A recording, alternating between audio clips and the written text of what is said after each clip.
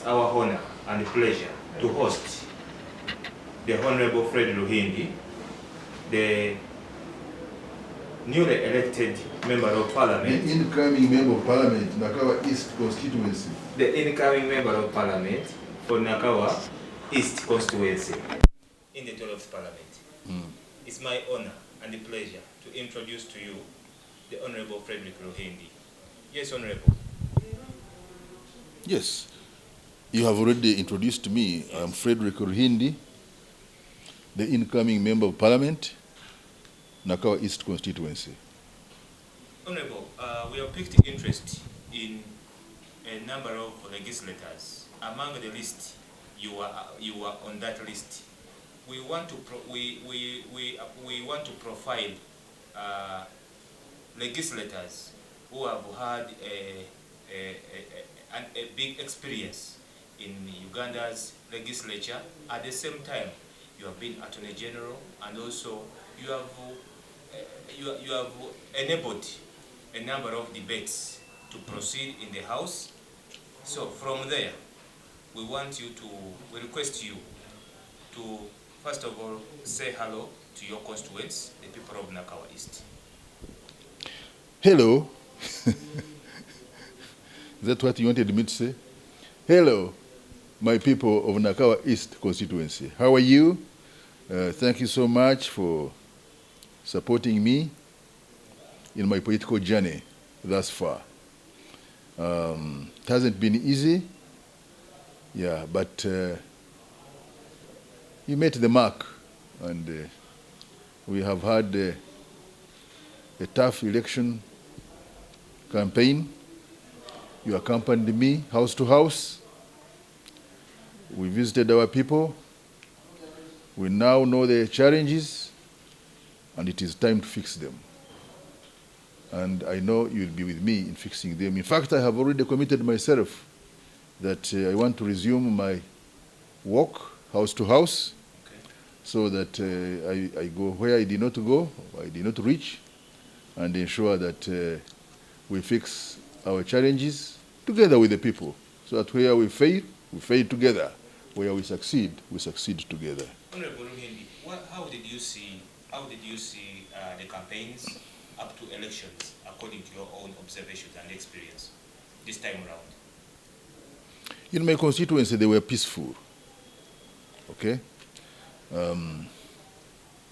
We had one small hitch during the election of MPs and president, when the machines could not work the way they were expected to work. The biometric. But we resorted to using the register, and the Electoral Commission guided very well that, after all, the machines were to complement an exercise which was already guaranteed in our Constitution, because our Constitution talks about a national register of voters. So we resorted to that, and things went on well. Okay. Yeah, time was extended, and people voted. Okay. Yes. Were you satisfied with the way the elections were conducted, and even the campaigns? Didn't you become conscious about any attempts of malpractice, as well as the bad staffing in your election that side in Nakawa? I'm not aware of any. I'm not aware of any bad staffing in my constituency. We went through a grueling process, and I spent 2 nights at Kororo, at the Tally Center. Verifications were done per polling station before the declarations were made. Okay, so I don't think that there will be any problem at all. What was your biggest pressing issue during your campaigns? Wherever you went, what issue came from your voters or from your people around there? Very good question. We have a challenge. This is a city. Planning, I don't know. Our planners, plans may even be there, but development takes place even before the plans Those planners come after development has happened, and then it's just a nightmare. I think there is a need for structured processes in the way we do things in society. That's number one. Number two, that's why you find challenges of drainage, okay? Yes. You find, for instance, a person building apartments, yes. 4 or 5 floors, yes. Okay? And putting a septic tank. How can a septic tank accommodate 5 floors of apartments or septic tanks? I don't know how many septic tanks would actually be. So such apartments, the drainage should be fixed to the main drainage, the main seated drainage, okay? Yes. But you find, of course, the people who are supervising these processes, sometimes there is, I should say, sometimes corruption. Yes. Instead of doing the right things, people go and pay certain amount of money, and then work is half done. You realize that some plans were not approved on standard, on the standard measure they are supposed to be approved. Yeah, that's proper. Yes, you are right to say so, because otherwise, how would you actually find that the drainage system completely is down in an entire place? Okay, everywhere you go. But that's number one. Number two, of course, people were complaining about parish development model, PDM. They hear about it. It's not there. They don't see it. I have so many things to say about parish development model. What are those things? Because the president has spoken very well, yes, about government programs, yes, to facilitate people get some income, household income. Yes. And he's been giving examples. For instance, he says, but for instance, we are fixing Port Bay Road. Yes. Beautiful road, okay? But when a person from Mutungo or Ruzira passes through that road, when he or she reaches home, will he or she eat that road? Will he or she, if he or she is sick, will it pay their medical bills? If their children need school fees, will the road pay the school fees? Yes, the road is very good. We go on it. We can even move our wealth on that road. We can use it to go and trade, even if it is up country, and so on and so forth. But principally, what the president has been trying to talk about is that we should distinguish between development and wealth creation. Wealth in our homes, wealth in our companies, wealth in our families, and so on and so forth. It's critical.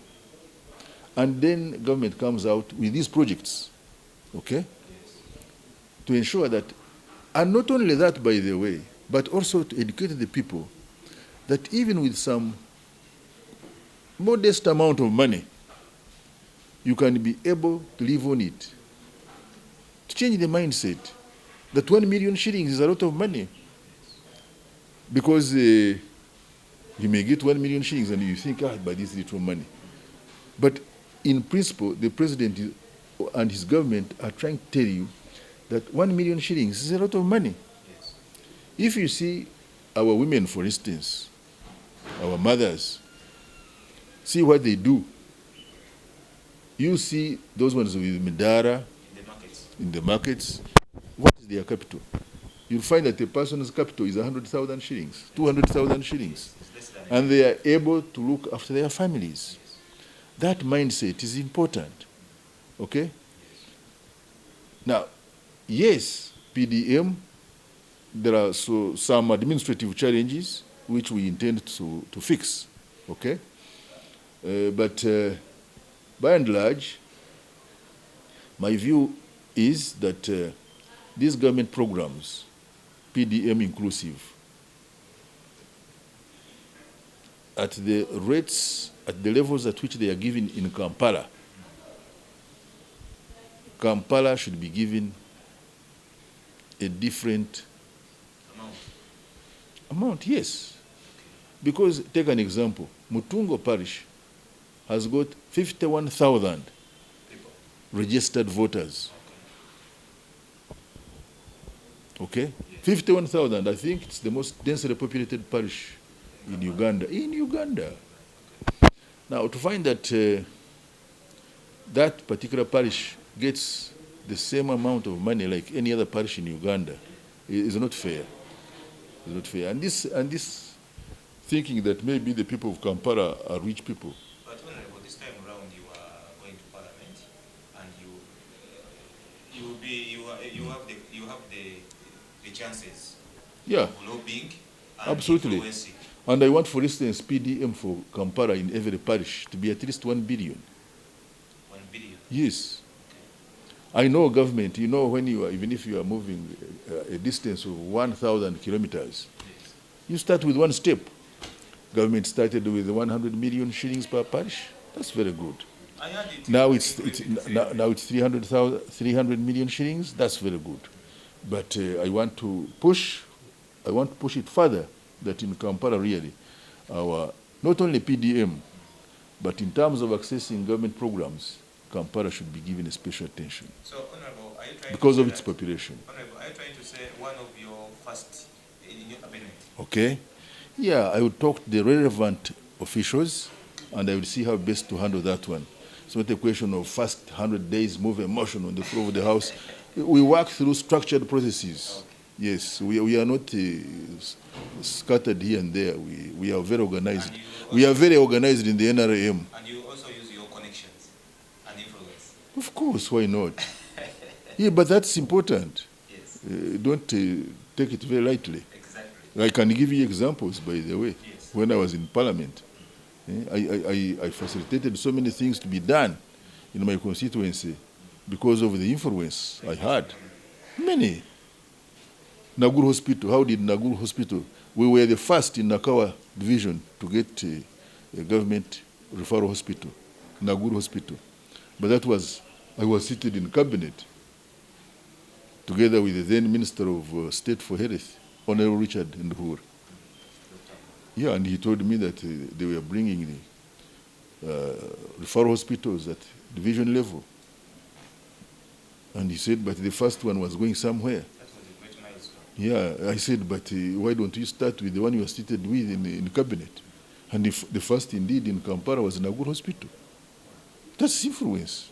That's lobbying, whatever you want to use. If you want to use the word lobbying, go ahead.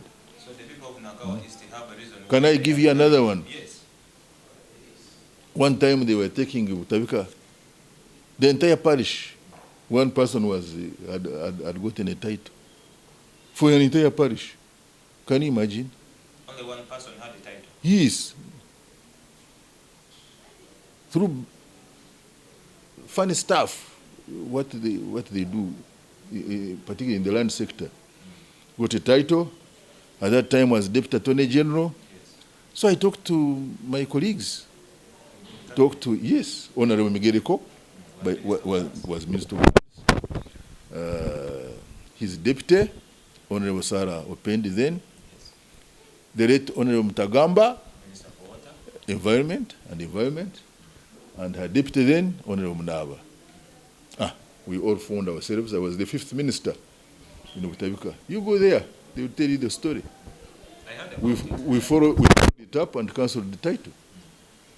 So that's what it means. You see, now, these friends of ours in the opposition, with them, when they hear that there is a problem in a particular place, they take it as an advantage to go and make noise and show that they are working hard and nothing happens. For instance, if that was the time, they would have gone there, they would have taken you from Bbeg TV, UBC, NTV, made noise, and gone away. And some people, of course, sometimes they say, this man is working hard, when in fact it's the reverse. Because they are actually using you people, not addressing your problems, but getting their own things. And let me tell you one thing. Because They go to parliament, for instance. And you think they never meet the president? The minister, the president is in charge of the finances of this country, constitutionally. Okay? Yes, the budgetary process is championed in parliament. But the head of the finance matters is the president. Okay? Actually, he's the head of state, as a matter of fact. Constitutionally, he's the head of state, the fountain of honor. For instance, you cannot introduce a bill in parliament which has got financial implications without the government saying, yes, you can go ahead. Okay? That shows you that the government is in charge of resources. So, when these people go to parliament, for instance, they meet the president to discuss their own terms. Some of them no, you listen to me. You listen to me. How else do they get their terms and packages? How do they get those good vehicles? Good salaries. Traveling every time. Good salaries. Okay? Yes. And when they get them, and then the president calls them again, you come and then we talk about what challenges your people face. Issue of schools, roads, hospitals. What do they say? We cannot talk with Nachie Marira, cannot talk with the dictator. After they have gotten their own things. Now when we tell you these things, you don't want to listen, you people also in the media. You should actually make sure people know that those people have all along been looking for their own things, not trying to help them. Their children study abroad, businesses are booming, then they come and just use you. They get even medical insurance. You know everything. Then why are you bothering me? Talk about it. Don't begin asking me questions. Go ahead and talk about whatever you're saying. So those are some of the critical matters where we tell the people that please elect people who are going to help you sort out your challenges. Okay? Yes. The president, in his recent campaigns, you heard him? Yes. He was talking about we should not have school fees in government-aided schools. Okay? People should not have challenges in accessing medicine in government hospitals. Okay? So you need people. Why don't you elect people who can go to parliament, who can go to local governments to support government to ensure that that is done? I hear you, Honorable. Yes. Not people who are going there to begin campaigning against PDM. Now, why should one really be campaigning against PDM? Even if it is just beginning and it's some little money given to some people, yes, let it be. Why are you now? With you are getting money from government. You're not talking about it. Now you are talking about this little thing that is going to these people. The people whom you want to support. In what way are you, what are you proposing that, what is going to help them? I have not, by the way, heard about it. When you ask them about their alternative government plans or policies, you don't hear much. Do you hear much? Honorable, what is your summary of the recent presidential and parliamentary elections? In terms of what? In terms of issues that have been brought up to the people. What I know, or what I see, is that we have so many programs. If they are effectively implemented, okay? If they are effectively implemented, Uganda would be on the mark, I can tell you. And we are not a poor country. We all know this. We're a very rich country. We have got so many resources in our country, minerals, what have you. We are about to begin getting a lot of money, by the way, from oil. Over 2 billion United States dollars. And if really that was properly used, I want to assure you that, my God, I think, and if we started in the health sector and we started also in the education sector, you'd see a big change in our country, okay? And much of it really, we need political hygiene. We need political hygiene in our leadership. What political hygiene are you talking about? You see, you hear about corruption. You hear, me, I don't want to even to use the word corruption, because corruption is euphemism. We call it euphemism, hiding a few things. You know, like penal code, the way we worded the penal code, where you find words like canon knowledge. You don't know what is canon knowledge. Sexual intercourse, a person is raped. You say there was canon knowledge. What is canon knowledge? That's euphemism. Okay? Yes. Like corruption. Corruption is euphemism. Actually, it's looting. It is robbery. It is theft. And it is punishable. Why do you call it these words corruption? What is corruption? It is theft. It is robbery. And by the way, when I say these things, I am not saying so because me, Ruhindi, I am holier than thou. Yes. I'm a human being. Human beings, every human being has got a challenge of selfishness. It is when we have institutions, okay, we have systems that check on human excesses, the society can actually function much better. But Honorable, there is the institution of the IGG's office and the other agencies,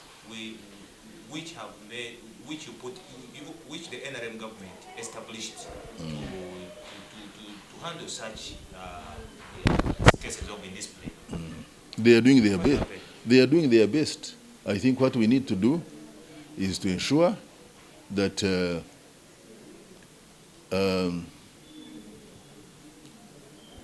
we put in more effort and try to ensure that yes, I think there are so many things to be fixed. I can assure you, there are so many things to be fixed. What are your expectations from the new IGG? Particularly the institutions. We need to strengthen institutions. We need to strengthen systems, so that it's not actually seen to be so much about Ruhindi, but a system working to handle public issues. Okay? I'm not well known to the IGG, but I believe from what I have read about her, she will do a good job. She will do a good job. But that question, I have told you that I don't come from that particular world of saying, me Ruhindi, I'm Horia. I am the one going to fight corruption. You say it all. I may be also looked at from a particular perspective of saying, but Ruhindi here is not quite clean. He's not clean. Yes. Okay. Yes. How we get together and say, but yes, where is this problem coming from? Yes.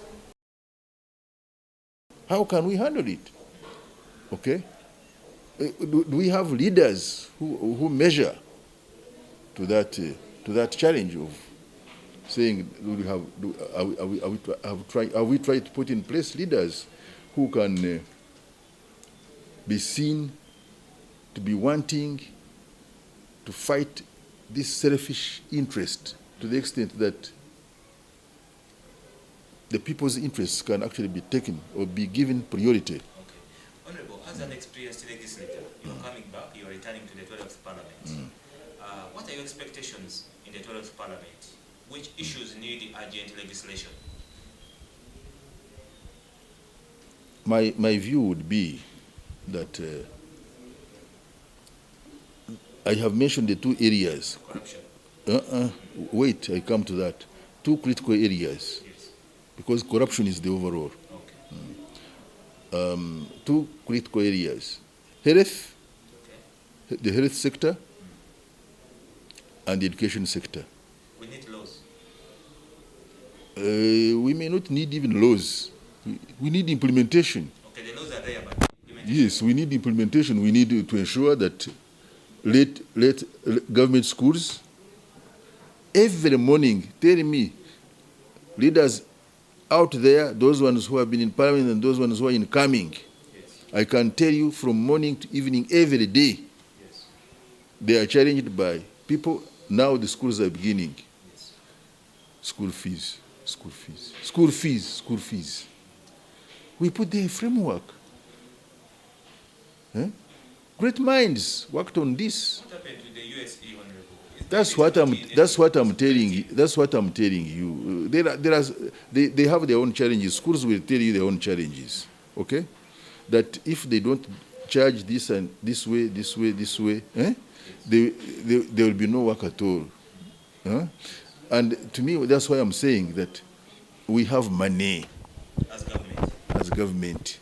Let us ensure that these schools get that money, okay, which they think they lack, and let there be free education in government institutions, okay, in government-aided schools.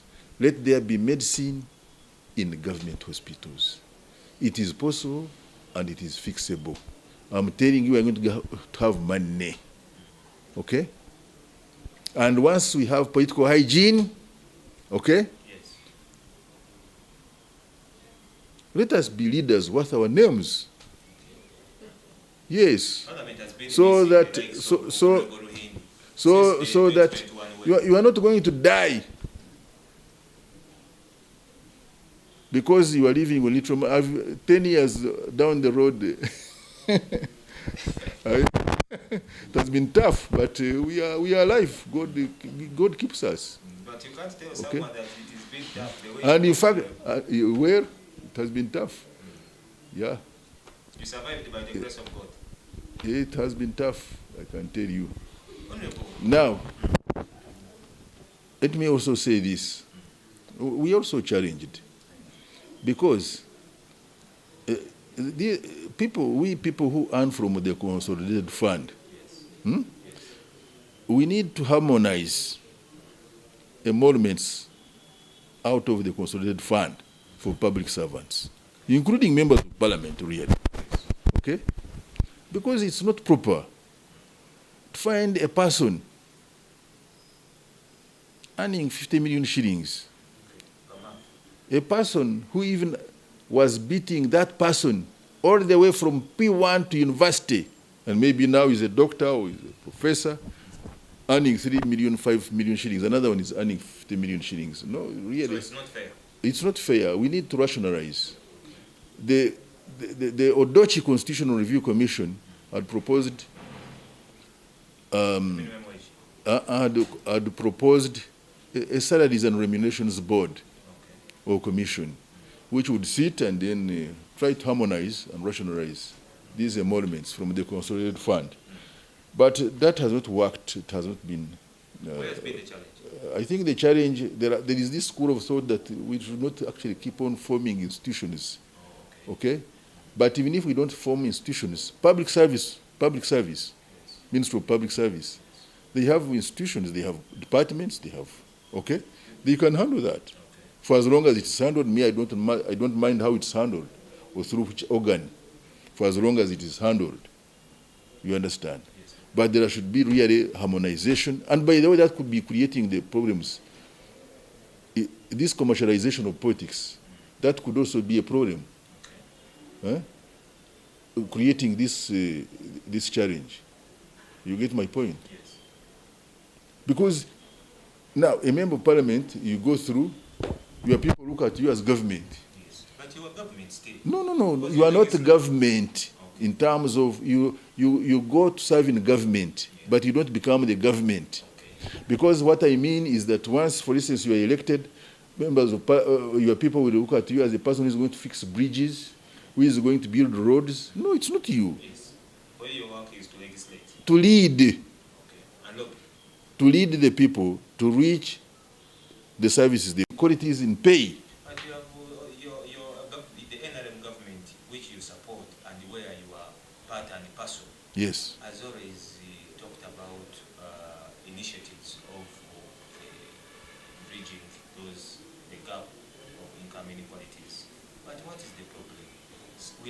We have seen Skilling Uganda, we have PDM and many other programs, Operation Wealth Creation. But what is the problem? You know, they are doing no, those ones are going on well, by the way. The skilling program of government is doing very well. But the income inequality is among the public. No, we are talking about two different things, and don't confuse me. I talked about inequalities in emoluments in salaries and emoluments from the consolidated fund. Now you are talking about inequalities in our economy. Okay? Yes. So those ones we can talk about them differently. You get my point? But government programs, I have already credited government in putting in place most of these programs from which people are actually benefiting. Like the skilling program you're talking about, to me, it's one of the best, by the way. It's outstanding. Yes, it's outstanding. How has it performed in Nakawa? Very well. Okay, so far, how Very many well. youth have... Very well. Many.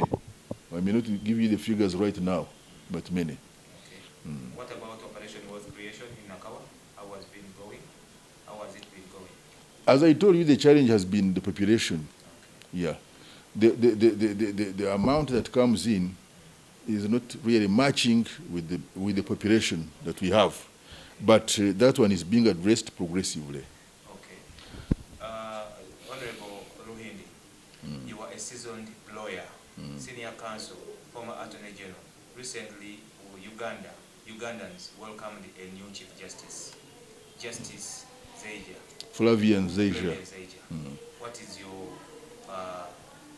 What's your take about his appointment?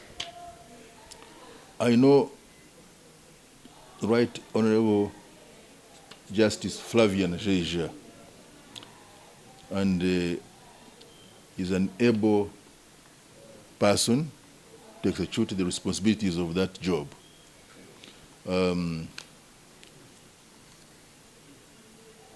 I know him very well.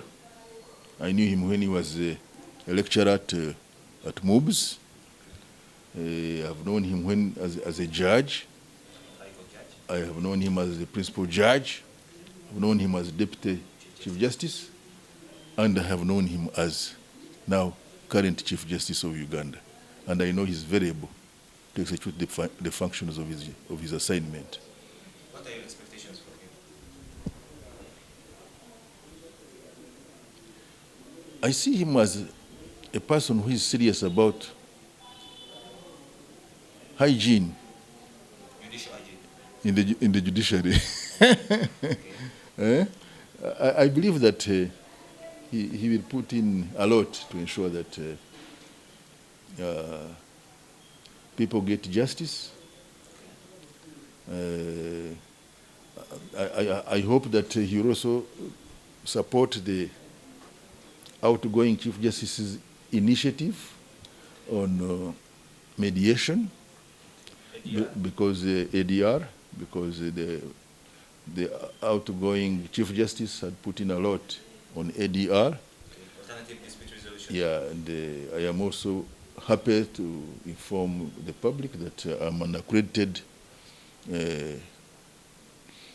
court mediator in the Commercial Court of Uganda. And I believe that, you see, this mediation is very important in offloading the court, because the case backlog is too high. You find a judge with about 1,000 cases, okay? Mediation is very important because it builds relationships, okay? When you sit together and you look each other in the face and you resolve a matter, not only will you have saved time that there are a lot of time you would have spent in the courts of law, a lot of money you'd have spent on lawyers, and also building the relationship. It is important in building cohesion and harmony in society, and it should be encouraged, and I certainly support it. And the current Chief Justice, like the former one, are very enthusiastic about it. Okay. Honorable Ruhindi, in the your previous participation in the Parliament, you were Attorney General, isn't it? Yes. What was on your table that you had not yet accomplished, and when you go back to Parliament, you would wish to accomplish it this time? Not, why do you bring in the element of Attorney General? It's as if that office. Okay. It may be talk Parliament. Yes. You were a member of Parliament. Yes. And now, I went and lobbied, yes. Looked for votes, house to house, to become member of Parliament. Yes. Yes. There are some issues, or there are some programs you had started on, and then they were not. You see, that's your own mentality, because you keep on. What is it that you are now going to fix? No, you see, I am in leadership. I keep on telling you, but you don't listen. That I am in leadership out of conviction, not out of convenience. Serving the people to me is a calling. Yeah, you have told us. But you don't listen. Now, for instance, this office, yes. I established this office in 1996. At that time, I was working in the Uganda Investment Authority. Yeah. So that was long before I went to Parliament. But this office, by that time, I was in the local councils, LC1, LC2. This office principally serves my people of Nakawa on pro bono basis. Yes. You get my point? Yes. Even as you speak, you met some. I had already, others, the work is already here. Okay? Yes. Pro bono services. That is working out of conviction, serving the people. So my work never stopped. Okay? What ceased to be was an office in Parliament. And the money I was earning there as member of Parliament. Okay? But my work continued. People find me here, I help them. At home, Bugorebi Block 7B8, I help them. So when you say, what now are you going to? I have been doing every day many things. You get my point? Yes. As we conclude, Honorable, your message to the people of Nakawa, thanking them of their support.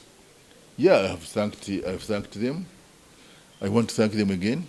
Thank you again for your support, for your cooperation in our political journey. I'll be back soon to continue with where we stopped in walking around house to house, because I found it very useful. Very useful. So bear with me. I'll be back with you on that trail. And let's keep working together. Let's keep supporting each other. And by the way, I also congratulate those ones who have gone through elections at parliamentary and local government. And particularly also, congratulations to our president, the head of state, upon that landslide win, because above 70%, it has been unprecedented after some hiccups in the past elections. So above 70% is certainly remarkable, and we congratulate the president and the entire team upon that success, and all the flag bearers at parliamentary level and at local government. And those that did not make it, let's keep working together, because Uganda belongs to all of us. We need to support each other. Let there be no winner and no vanquished, but all of us should actually share in the loss and gain and work together to build Uganda. Thank you so much. Finally, as we wind up our conversation with you,